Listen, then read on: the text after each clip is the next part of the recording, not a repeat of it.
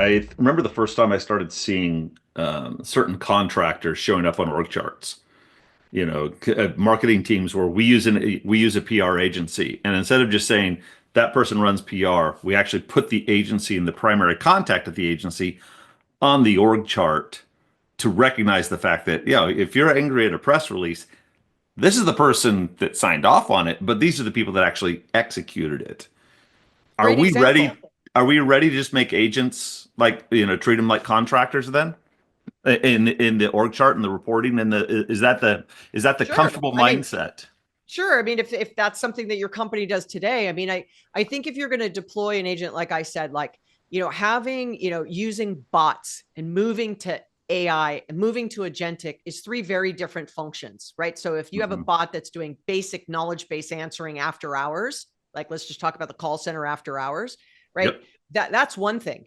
But if you're literally having agentic AI behave as a call center representative and solving much more complex problems, and then instead of it being like, oh, the bot will handle tier dot five, and when it gets to tier one, a human steps in.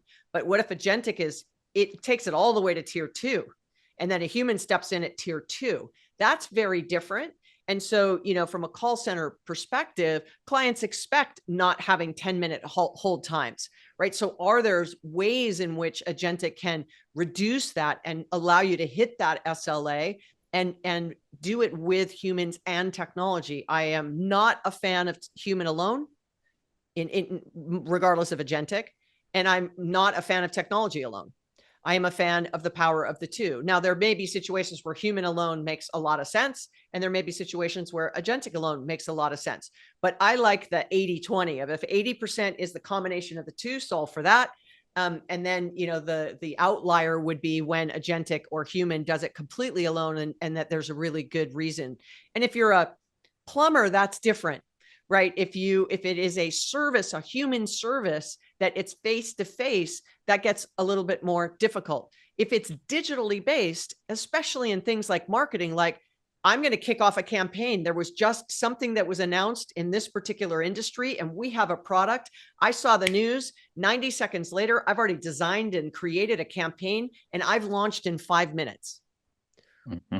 Not, we got to pull a meeting together. 2 weeks later, we get approval and we launch. Like, speed Right. is the new currency. Can agentic really help us? Now, you don't want that to just happen on its own again, once again, right? So part of your org, that last step would be a human steps in and goes, let me read the copy. Let me make sure it's okay. Let me make sure they're not saying or doing something, not they, but the agentic AI, right? It is not doing something we don't want it to do. What are the trigger questions the C-suite should be asking their team? So you're a CMO, you've got a growth marketer underneath you. I mean, you can ask the generic, how are we using agentic AI? The scary question, somebody from the C-suite walks through a bullpen or something and says, "Are we using AI?" But how can we check to see if our teams are starting to leverage the right pieces? I always like to deconstruct what's happening today, almost like that example I gave you about the company in Brisbane. Like, Hmm. really journey map what you're doing today from a marketing perspective. And then first, I'd say, are you maximizing everything you already have within your four walls technically? Where are the processes broken? Going back to my PPTC framework, right? What processes are broken? Do I have the right people focused on the right things? Are they, organized correctly? Like, making sure all that is happening, right? The processes, are they streamlined? Are there, clear handoffs? Like, that should be something you're always doing, but maybe this agentic AI and AI in general is forcing you to actually take a look at it again, because it should be something you are constantly monitoring, not kind of just once a year. Right. And then saying to yourself, okay, what is our performance today? What is the goal of marketing? Is it net new clients? Is it leads? Is it, average sale price or ASP? Is it basket size? Is it improving basket abandonment on digital, purchases? Is it, what are the metrics that you currently have? And if they've kind of just remained flat, it's like, how do I get 10x what I'm getting now? Like, if we had a 10x goal and I could just wipe the chessboard, what would I do differently knowing what I know? And how could I deploy agentic AI and AI to help me do that? Go Hmm. for 10x. like not incremental, like, oh, we want to improve net promoter score by 2 points, or we want to increase the velocity of the funnel by a week, or we want like I want to 10x everything that we're doing right now. And Hmm. the normal response would be, let me throw bodies at it, or let me spend more money.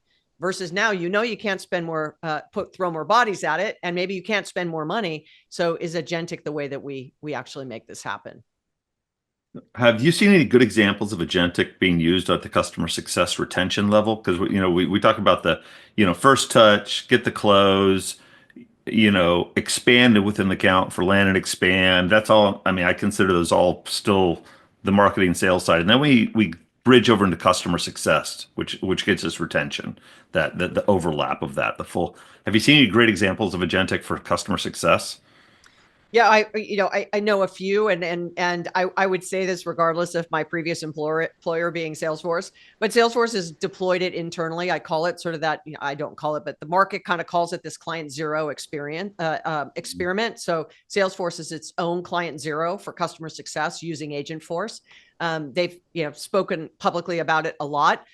You could dig into the volume at how much used to be handled by human, what the response time was, how many touches, the satisfaction, the things they were able to do with just the humans, even though they had AI built into, their systems, obviously.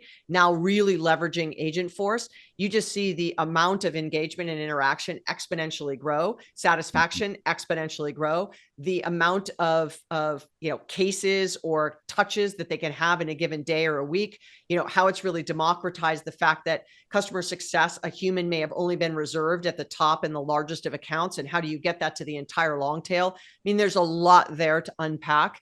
And so I would just say to you that I am a huge believer in this sort of client zero experience, right? Really find a part of your business where you can try and deploy it, where it's not mission critical and it won't completely, destroy your revenue streams.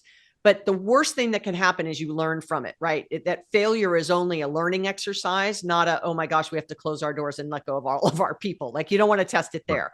But if you are iterating really quickly, I'd say change management becomes absolutely super critical, because looking at the processes and opportunities for improvement, I would say having a beginner's mind, right? As a leader, not having the fixed mindset of we've always done it this way, I'm not going to change. Agentic, stay over there, or I'm only going to use it for basic functions because that's what I feel comfortable doing, versus thinking about what the market has an opportunity. I guarantee you, your people are using it in some way. So doing that inventory and understanding, so you can make sure that you don't have rogue agentic agents out there, engaging with your clients or doing things nefarious internally, and or even hallucination on some of the things that are coming from a senior level. It should be really a partner at the table of the board, showing you the signals in the business that you otherwise would not know. It may not be correct, but the smarter and the more you use it, the smarter it gets, the more you use it, the cleaner your data is, the more you actually have an opportunity to be competitively positioned to win in the market going forward.